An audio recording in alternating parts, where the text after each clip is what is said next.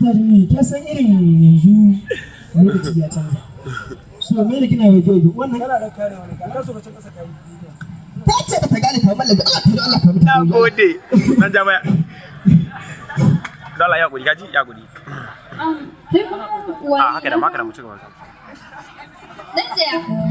Na gani ne kwasan share gidan muka ya hakuri. Guys, to kawai. Shi wannan ko ni? Ka gani? Alhamdulillah. Allah ya gwada muku ajo. Me hanya kawai. Ina fata ki gane da ai. Lokacin da ni cikin gazan mutu bayani. Radda mun ka tafi London. Muka hada jirgi guda da ke. Kin ga da muka je muka kama hotel daya. Kuma bayan mun ga garin London.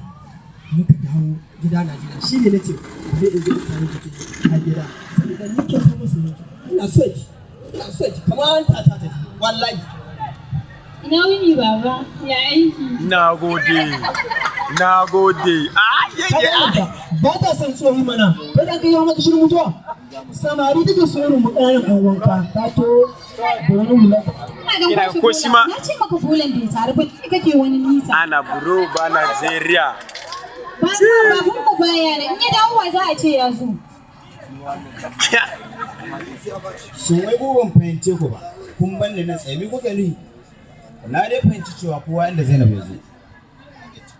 To kun san abin da za a yi yanzu? Gasa za mu yi a tsakaninmu. Mai kuɗi da mai waya.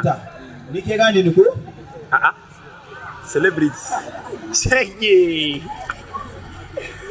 Celebrity. To, okay, kada ki samu damuwa. A'a. Don haka, yanzu